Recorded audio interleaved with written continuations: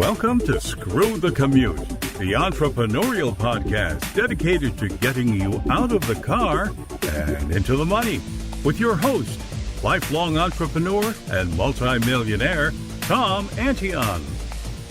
Hey everybody, it's Tom here with episode 797 of Screw the Commute podcast. We're right in the middle or the beginning of Vetpreneur Month here. Every September we honor our great veterans, and I've got one of my superstar favorite veteran military spouses on with us today, Richelle Futch, and she's going to tell us about the great things she's been doing this year. I hope you didn't miss episode 796. That was Jared Ledbetter. He's with carbondigital.us, and he's also got a place. It's kind of like an IMDb for military folks. He's been building it for the last 3 years, and so he talks about that. Check out my mentor program at greatinternetmarketingtraining.com, and make sure you grab a copy of our automation ebook at screwthecommute.com/automate free. I want you selling stuff and making money and not fighting with your computer all day long, and you will thank me if you just use a portion of what's in this book. All right, follow me at Digital Multimillionaire on TikTok, and let's get going to the main event. Richelle Futch is here, and she's a licensed, I don't know if it's a social worker, it's LICSW. She's going to tell us what that means. And she's a Marine Corps veteran, and she was military spouse of the year at, I think, at Fort Bragg. So very cool. She's got a thriving practice, and she's utilizing sponsorships to bring impactful workshops to her audience. And this led, going through that process, has led her to co-found a place called Sponsor Match. It's an online, dual-sided marketplace. It's kind of like a matchmaking service for sponsorships. And she's also a proud mother of three. She got three beautiful little girls and a wife to an Army Special Forces soldier who's retiring in 6 months. Richelle, you ready to screw the commute? I'm here, always ready for it, Tom. You've been doing it for a long time, huh? Oh, I love our friendship. I love that we roll in and we catch up on each other's lives and all the things that you're doing. You've been a really good mentor to me, so I appreciate you. Oh, it's my pleasure. Like I said, you're the superstar military person in my life. That's for sure. So it's been I think a year since I've caught up with you, and tell us about this sponsor match thing that you're doing. So as you know, founding anything, being a co-founder, being a founder, starting something is a really slow process if you're trying to do it right. And when I learned that as a for-profit business, I could actually get sponsorships to help promote my business, I thought, why aren't more people doing this? So I reached out to my co-founder who was in the sponsorship world. And I've learned so much over the past couple years of launching this business. And what we decided, we both have education and experience in doing ed tech. So getting online education platforms going. So we started with our ed tech. And so right now, if you go to sponsormatch.us, you will actually see all the education we have out there. So we have that available. It's going to be a membership, like a monthly membership that you can go on. And ultimately, it'll be a dual-sided marketplace where you have sponsor seekers and sponsor providers, both getting education on how to create their partnerships together, being able to actually build their contracts on our platform, work together, have their project management tools on our platform, and then review each other after the fact. So if they say, let's work together on this event, here's what you're guaranteed, you're going to have this, this, and this, then you're going to actually be able to review and rate them whether that happened, because there's not a lot of transparency in the sponsorship world. Mm-hmm. And so we want to bring transparency there. Now, is this only for military people, or anybody can use it? No, anybody can do it. One of the things that my co-founder and I decided, she's a military spouse as well, was that we wanted to break out of just working with the military because it's such a niche population. Mm-hmm. But the fact is that in order to support military folks, we need to get out to other agencies and other companies and corporations that are supporting military as well. And so it's open to anybody. It's not just military. Yeah. And so how far along are you now? We have all of our education on the platform. We've just Oh, I'll updated our bet you're going to put more on.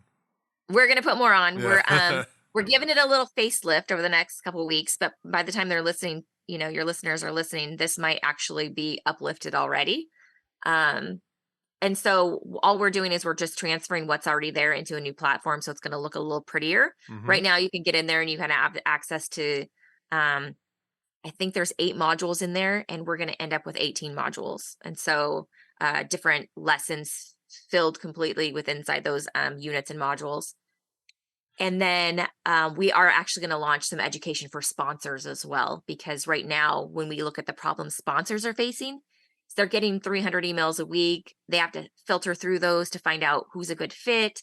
A lot of the submissions they're getting are kind of garbage. And so they just have a gatekeeper up that's kind of shuffling them away. So we would love them to be on our platform with a filter automatically that just filters, like if they want to work with military, if they want to work with somebody in their zip code, it actually will filter right down to them. And then they can actually, if they don't have a sponsorship program created, we're going to have education for them so they can. A lot of companies don't know you can sponsor with just $500 or $1,000. And there's organizations out there that would love that marketing dollars in front of their audience. And so it's a great partnership. Yeah. Now, you personally have used this. Now, you have a really, really impactful, I guess you call it a seminar called Unpacking Your Emotional Ruck. Tell people about that, and then tell them how you've worked sponsorship into that.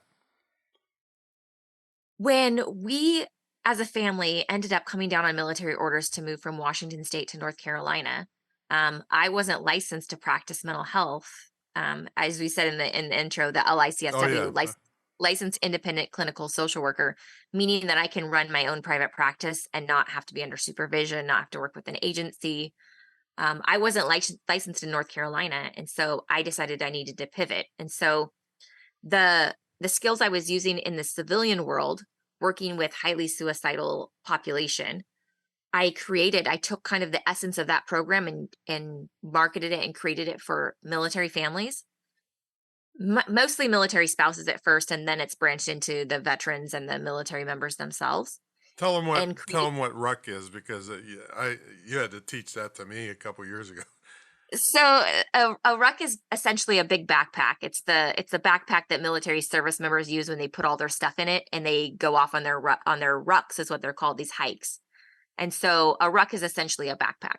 And so when you think about the emotional backpack, it's this thing that we're either carrying or we put on every morning of all the stuff we've been through in our past, in our present, our short-term vulnerabilities and our long-term vulnerabilities that just weigh us down and kind of creates this foundation for how effective we are during the day. And you'll see a lot of people that sleep with their rucks on because they can't sleep. They wake up a bunch of times, their mind's racing, they're stressing out about things. And so it's all the stuff that you have in there. And the goal of the workshop is really to shrink down. I mean, we can never really get rid of everything, but to shrink down the weight and add in resiliency tools with skills training inside that ruck. So it's kind of like if you've ever heard of like Dora the Explorer and her little backpack comes out and she's got everything she needs in there. Think about, instead of this heavy ruck that you're carrying around with all your junk and the crap from that's not going well in your life, or the stress, or even the good stuff that's adding stress. Now you'll have a tools inside of it as well to pull out and go, oh, when I'm this stressed, I need a distraction tool so I can just get through that moment without making something worse. That's kind of what the essence of the workshops are. They're all about understanding where your stress is. You take a stress survey and then learning tools in order to shrink down that heavy weight. Now, it kind of reminds me, one of my buddies was a tank commander in Vietnam. And when he was in Vietnam, the only place he could really feel comfortable to try to get some shut eye was under the back of the tank. He would sleep under the back of the tank on the ground or on a cot. And to this day, if he gets stressed out, you'll see him up at the VFW kind of hanging around the tank and kind of napping or sitting next to the back of the tank. I guess that was he's still got his ruck on, I guess. Makes a lot of sense because a tank is very protective, right? It's like armor. Mm-hmm. And so you want to be close to where that armor is, where you feel safe. And you see kids in adulthood kind of going in their closets or wanting to hang out in some sort of secluded tight space, or, burrito wrapping in a blanket. And so it's all very indicative to what makes them feel safe. I wonder if that's how those big, heavy blanket craze came along. I don't know if you know about that, that these blankets that weigh about 40 pounds or something that people lay under, and it makes them just calm down. Um, but so how did you work sponsorship into this very impactful seminar you've been doing around the country? When I was Military Spouse of the Year in 2019 for Fort Bragg, now Fort Liberty, I won't get into all that. Oh boy, yeah, don't get me Yeah, started. well, that's a separate topic. But for Fort Hmm. Bragg, some of us just can't. I just don't like change. And anyways, I went to this big town hall. So the Military Spouse of the Year program through Armed Forces Insurance has this big town hall, and they bring all of the Military Spouse of the Year together with a lot of impactful leaders and military, top brass. They come together, and we talk about advocacy and things that are happening. Well, one of the vendors there is this amazing vendor called Safe Project, and they were looking for a program for their veterans program. So their goal is to stop the addiction fatality epidemic. They're actually a nonprofit. And they looked at my workbook and they said, this is what we need. This is exactly what we're looking for our audience.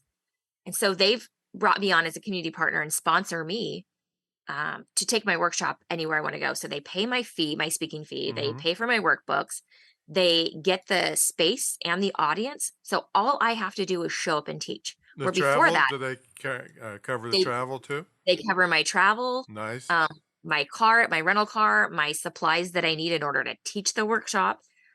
It's been so great, and it was such a switch because here's a nonprofit supporting a for-profit business. And when Hmm. you think of sponsors, you always think, oh, here's a for-profit business that's giving something to a nonprofit auction or something like that. That's, Hmm. you hear of sponsorship, you think of that, or you think of star athletes getting a sponsorship from, like, these big Rolex or brands. something, yeah. Right. And so I never considered that sponsorship was such a huge solution for my business and what it opened up my life to, because now I'm not spending my days getting butts and seats for workshops, finding venues, reaching out to places saying, is this something your people would be interested in? How do I get that to happen? They're already doing that with their audience that they've built, that they've grown, and they're bringing me in and doing it. And I just went, wow, that's amazing. And I have such um a big friend group of other military spouses and other veterans who have programs and amazing things that would be great to get in front of people. Hmm. And so that kind of sparked this, there's got to be a simpler way, right? And then you hear that a lot in entrepreneurship, right? As you're solving a problem, Right. there's got to be an easier way. And that's really what it was. There was like, there's got to be an easier way for other people to do exactly what I'm doing. All right. So basically, you tripped on each other. Is that fair? Yeah. But Yes, they happened to be at a booth, and I was sitting next to them and just talking and finding out what they're about. And I said, "Here's my workbook. This is kind of who I am and what I'm doing." And they're like, "Oh!" So the skies parted, the clouds yeah, parted, and it was beautiful. yeah. So now you're going to be teaching people how to proactively make that happen, right? Right. And I think that's the thing, is there's so many myths out there that people don't understand, that outside of sports sponsorships, right? Sponsorships is like, $50 billion industry if you're looking at all that. And But it's growing because the major media, like newspapers, are down the tubes. People have marketing budgets, but there's no place to put the marketing budget. So sponsorship money has been increasing like crazy. it's been beautiful. It's Hmm. been a nice thing. And if you don't know that your for-profit business or even your nonprofit business has access to not just philanthropy dollars, but also marketing dollars, also DEI dollars, all these other pockets of money that companies set aside for certain, initiatives within their own organization, then you don't know how to ask for that money. You don't know the right way to ask for marketing dollars over philanthropy dollars. Because if you're talking to the person who's doing, just community outreach, then they might say, I don't have funds for that. But if you're talking to their, CMO, they're like, oh, that's great. How many people are you going to have there? How many people do you have access to? We would love to get our name in front of those people. Yeah, now I took a grant writing course, which is another way to make money, but I did find that 90% of that money does go to nonprofits. But what you're saying is that the nonprofits are giving some of that money through them to profits companies. So you're going to teach people how to tap into that, I guess. Right. If just like I did, Mm-hmm. I got my funding through a nonprofit because they were able to get grants for my specific program.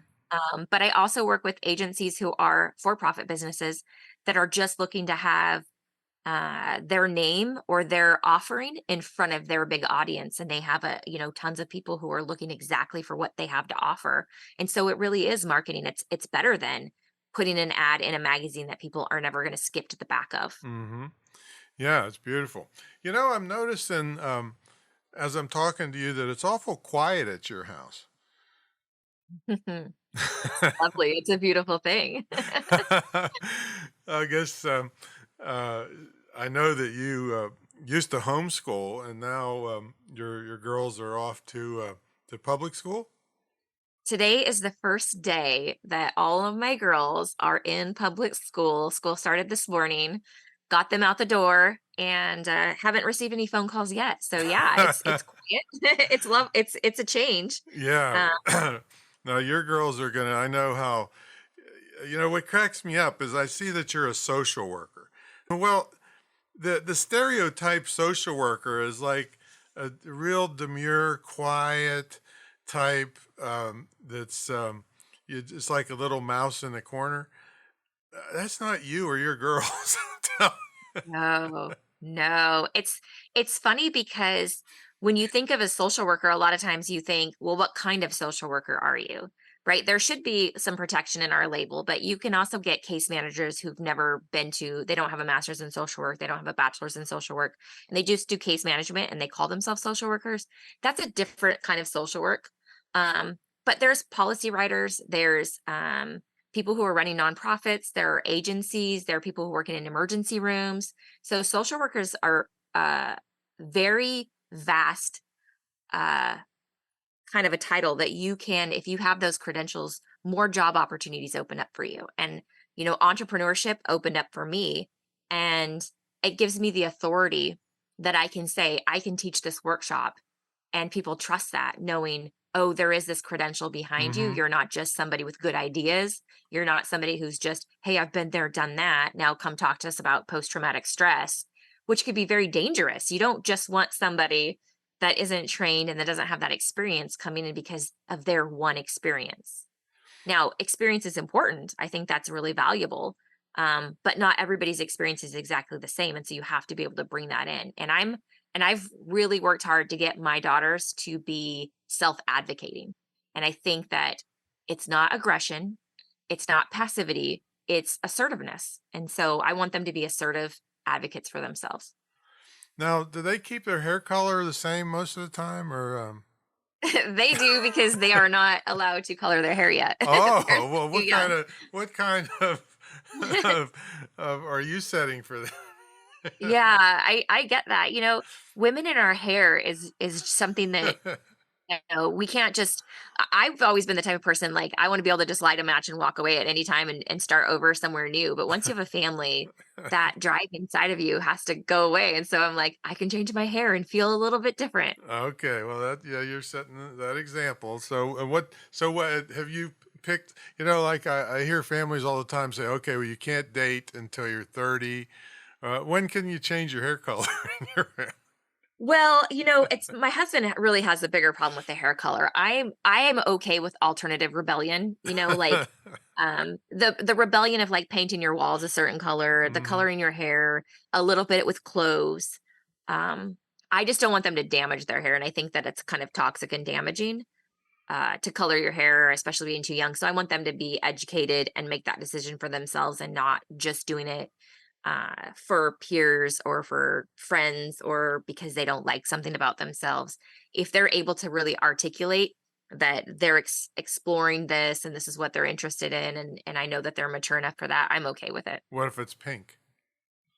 If pink makes them happy and they want to try it, it's not permanent. I'm okay with that. I How, will. how about I purple? I think purple's okay too. I think they know that personally. I think you can express a lot through your clothes and your hair, and so I just want to be sure that what they're expressing is what they're intending to express.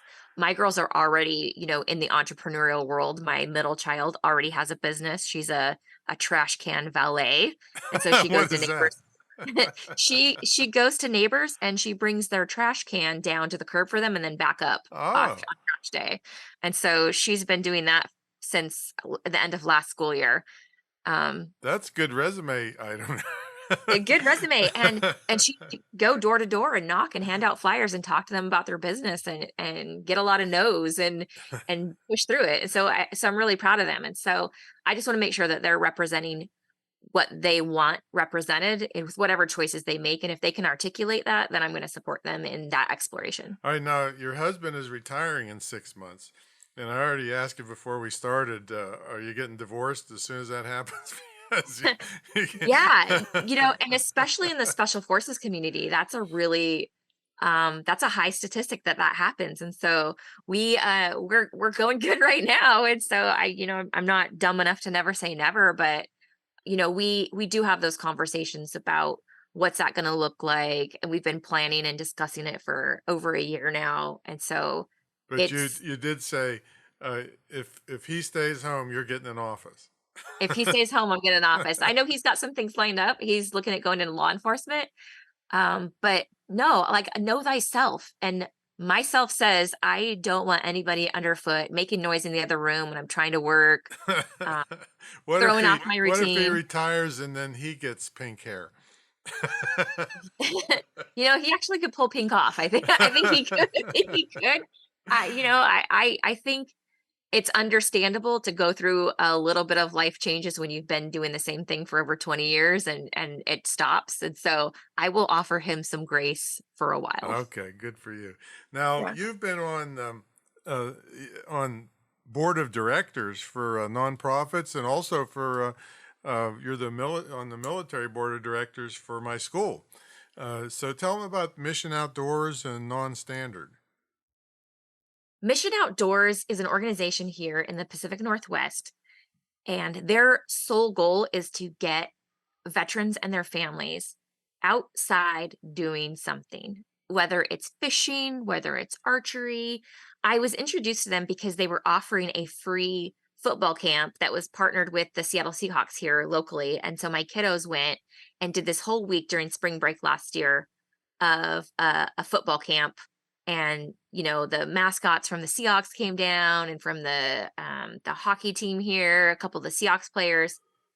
And I was talking to one of my friends who actually is from, the area that I grew up, and he's on their board. And so I was just like, "Hey, it's great to see you," catching up with him and telling him about what I'm doing. And they were really interested in my mental health background, bringing that in because it's such ecotherapy or nature therapy, and wanting to make sure that what they were doing was, had some evidence base, that they were doing no harm. And so they asked me to come on the board. And since I've been on the board in the last few months, they've had an archery event, they've had a big tuna classic event, they've had, I think it was a Mardi Gras fund. No, not a Mardi Gras, Cinco de Mayo fundraiser. And they do rock climbing with kids and families, and it's all free. You just show up and food's taken care of, the This activities is this taken is care of. only in the Pacific Northwest. It's in the Pacific Northwest right now. I would love to see them grow and venture out, but they're still fairly new. Okay. Uh, But what a great organization to just they recognize that community and activity is such a great thing for Hmm. people, in reducing those suicidal feelings, feeling like you're isolated, feel like you lost purpose. And so they can gather together, have community, have some laughs, and do something that's outside. And so it's just a beautiful organization, and I would encourage anybody to look it up and check them out. And how about non-standard? Nonstandard actually is an organization that I was connected with because my real estate agent, when we moved to North Carolina, we bought sight unseen with a woman named Mariah, and she ended up selling our house in North Carolina when we left. But we became friends with her and her husband Adam, while we were in North Carolina at Fort Bragg. I'm going to continue to call it Fort Hmm. Bragg. Yeah, me too. And he was also special forces. In special forces, he's a medic, and he since has gotten out, retired as well. And he created an organization because what he found was that people were struggling getting the VA to pay for treatments that were not approved. And so he said, there's got to be a way to get people the treatment that they want to try, that they've researched, and that there's evidence and efficacy behind these other treatment modalities that the VA doesn't want to pay for. So let's create a way to get together. And they started by giving out ice barrels. So their mission right now is to give out 100 ice barrels to veterans. And so they're forming their list, and they've given out. I want to say that's where people plunge themselves in ice water for a few they minutes. plunge themselves in the ice water, Yikes. and and so they've been giving out ice barrels, and they've created some packages so people can go to like local martial arts studios, Brazilian jiu-jitsu studios, and have like some free training to get them as well. And so a lot of it around activity and engagement and a treatment and community. Wow. I think if I jumped in one of those ice barrels, if I didn't, push all the water out, that would give me PSTD. Well, I think if you do it and you don't videotape it, we're all like really going to be sad about that. So if you do, you better catch it on camera. Oh, wow. So glad to catch up with you. You've been you're helping a lot of people in a lot of ways, and creating 3 wonderful girls that are going to do big things in life. And probably the biggest thing I want to thank you for is that you have never volunteered to comment on my mental health. So I really thank you for that. I like you just the way you are. Oh, good. That's a good way to so tell people how they get a hold of you, or if they what if some of the people on bases that hear this say, I'd love to have that Unpacking Your Emotional Ruck thing at our place. So how should they get a hold of you and set it up? The best way to connect with me is on LinkedIn. I spend most of my time on LinkedIn. So if they just find me on there and connect and send me a message, Go ahead, spell your name. Spell your name for them. RICHELLEFUTCH. Yeah, when she first started spelling it, I thought if she quit at FU. I say that all the time because, when you're on the phone and you're talking to people and they're like, who are we speaking with? And you have to kind of spell it. And I've gotten where I just say Richelle like Michelle and Futch like Dutch. And so the spellings are very similar because I was doing that FUTCH, and that pause was not the most effective maybe. Oh, so glad to catch up with you. Folks, this is part of Vetpreneur Month. In fact, Richelle is the one that got this whole thing going. She got me invited to the White House, and owe her a lot. So thanks so much for coming on, kiddo. Anytime. I appreciate you. Okay, everybody, we'll catch you for more of Vetpreneur Month in the next couple episodes. We'll see you later.